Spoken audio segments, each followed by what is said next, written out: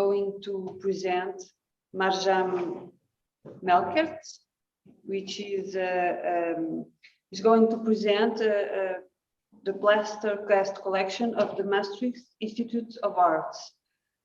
Marjan was born in Maastricht, and she is a senior lecturer with the Maastricht Academy of Architecture and project coordinator of the Plaster cast collection of the Maastricht Institute of Arts of the Zuid University of Applied Arts. Trained as a first-degree teacher of art and art history, she also graduated from the Maastricht University in Culture and Science Studies. Her artistic work focuses on literature-based college arts. So let's hear it. Let me just find you here. Okay, can you hear me? Wait, we can hear you, but we cannot see you. You cannot see me. Yes, wait a minute. 1 second. Much better now? Now, wait, okay. Not yet. Nothing, wait a minute. I have to try. Everything's okay? You can see me and you can hear me. Yes, everything. Hello. Everything. Okay, thank you. Okay. Hello, good evening, everybody. To begin with, I'd like to say thank you to the Faculty of Fine Art of the University of Lisbon for allowing me to present the Plaster cast collection of the Maastricht Institute of Arts. I will talk about a few issues that have to do with this collection. I will speak about how hungry people must have been for these plaster casts. It's maybe very appropriate because I think everybody may have gotten hungry in the meantime. So, and then I will speak about how this collection, as one of many, managed to survive, or how people managed to make it survive an age of destruction. Then we will switch to the present time, where things have changed so much that there is a time and place for these things now. And then I will speak about a historical collection in an educational environment, and what we want to do with it, what we are already doing with it. So if we dwell on this hunger just a second longer, the collection was started in 1823, so it's almost 200 years old, the oldest pieces in the collection. And people have been collecting in Maastricht, in the Art Academy, so much plaster casts that when we start to count, we will get in the end to about 475 items. So it's quite a large collection, most probably not as big as some of the collections that have been presented today, but for the Netherlands, it's really a big collection. What kind of plaster casts do we have in Maastricht? We have the anatomical plaster casts. You see two big écorché plaster casts standing here that were from France. And we, as students, when we worked from this plaster cast, we were always told that they were cast from the body of a dead French police officer. So that would have to account for his strong musculature, that he was quite a sturdy man. Even today, we are still using these plaster casts in lessons for students from different departments that want to study model drawing and that will have to take in also the anatomical part of it. Then we also have two other types of plaster casts. On the left side of the picture, you can see one example of the architectural plaster casts that there are in the collection.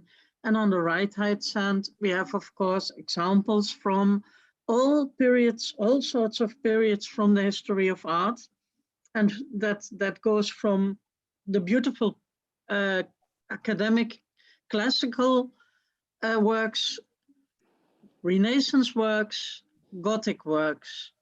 As our region was connected to the great movement that was started by people like Pugin and Viollet-le-Duc, we also have from the south of the Netherlands an important architect, which is, I immediately forget the name, I'll get back to his name, an important Kuipers. You see there he is, Kuipers, an important architect working from our part of the Netherlands, who also encouraged the use of Gothic elements, and therefore Gothic examples were being studied. And we have quite a lot of plaster casts from the Gothic period. You may ask, why would we find an art academy in the south of the Netherlands, and why would they have formed a collection of plaster casts?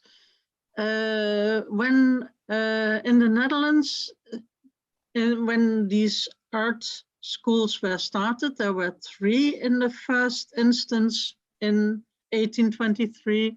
The idea was that the people who wanted to produce consumer goods in the Netherlands needed to be educated. And especially in Maastricht, there were 2 large factories of ceramics. We had the Société Céramique and the Sphinx, and they sold worldwide. It's really incredible how far-reaching their market was. And they needed well-trained craftsmen, but also they knew that some craftsmen were talented and could develop into good designers. And then they wanted to be able to send these people to art school. And in art school, they were supposed to become better designers, better craftsmen, also if they were drawing after nature. And then you must not think of the birds and the bees, but you have to think, as was shown earlier today, of drawing after other drawings or graphic prints, or drawing after plaster casts. And that's why when the Art Institute, one of the precursors, was started in 1823, they immediately got a budget to purchase plaster casts. But we can answer the question why another time for this academy in Maastricht, because it was also an art academy where the people from the better to-do classes, like lower middle class, upper middle class, and la petite bourgeoisie, they could follow drawing lessons in the evening. And these were very popular classes, and many young men, sometimes even women, went to these classes, and they learned to draw and paint. And there were talented people, because what was later to become in the 1930s the Limburg School of Art was very popular in the Netherlands, and they even exhibited in The Hague in the 1930s.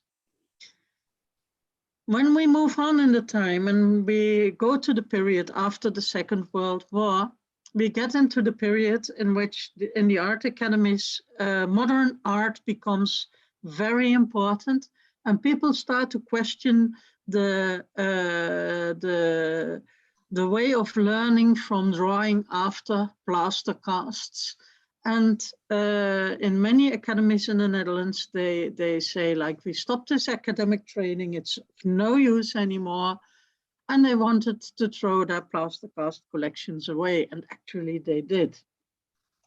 Many academies in the Netherlands has seen the arrival of a large container.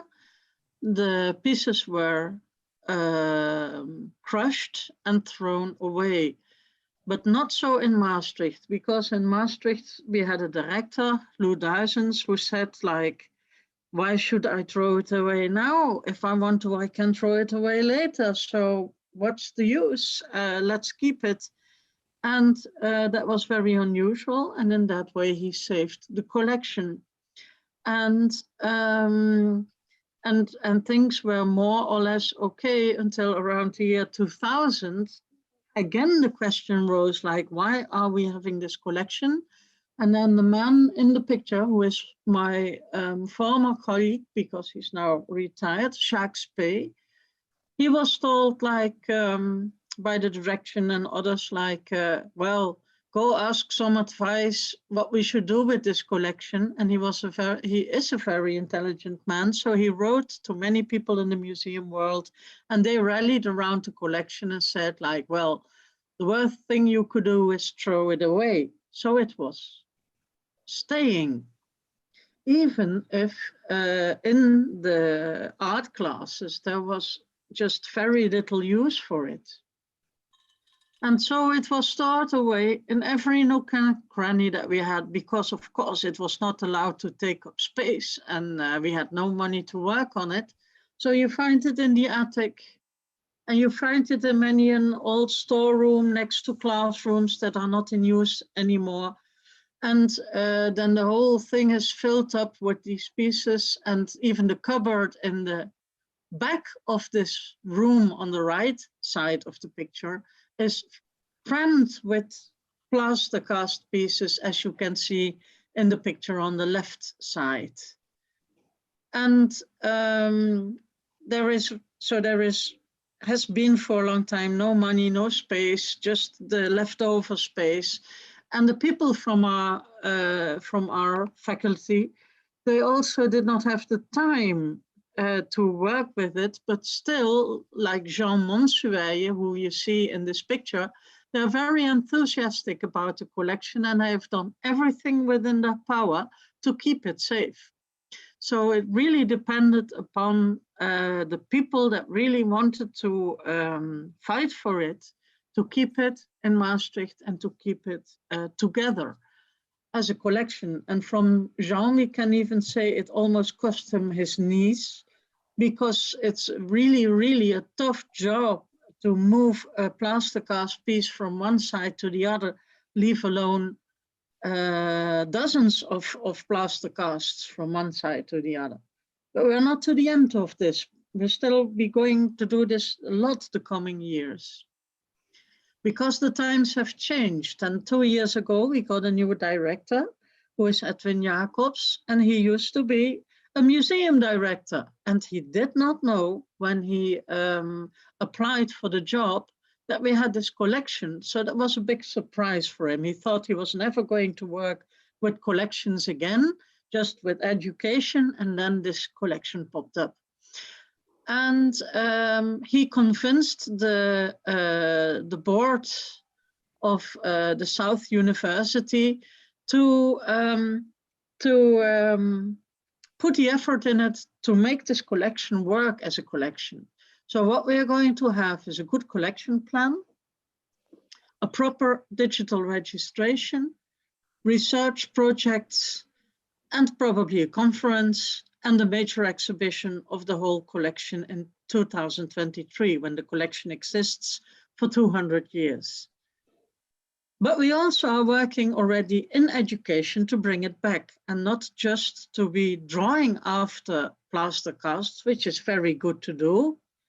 But, and we do that, the students do that, for instance, in the Master of Scientific Illustration, where they do a lot of drawing after these anatomical models, and that they need the plaster cast so much that we even purchased new items, but then they are not plaster casts anymore, they're cast in resin, so they're a little bit sturdier.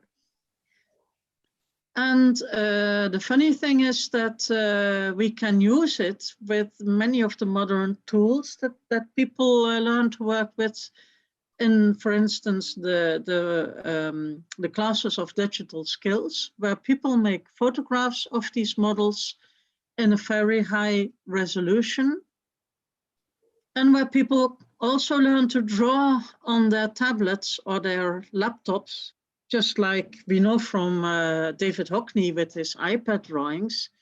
But when they have the high quality photographs, they can be put together in a computer to make a complete three-dimensional model in the computer. And now you can say you can give them an apple or something else that would work as well as a model, But we can use these ancient plaster casts, and that brings a lot of this history and this mood of the statue with it to the students.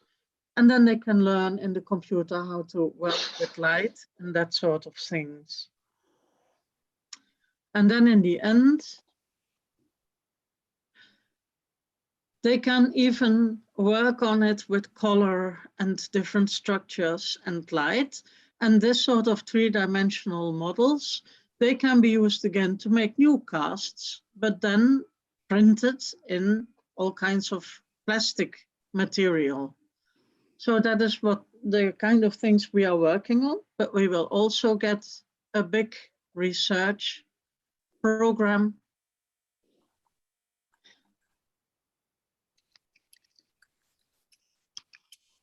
Just have to get further to the last slide.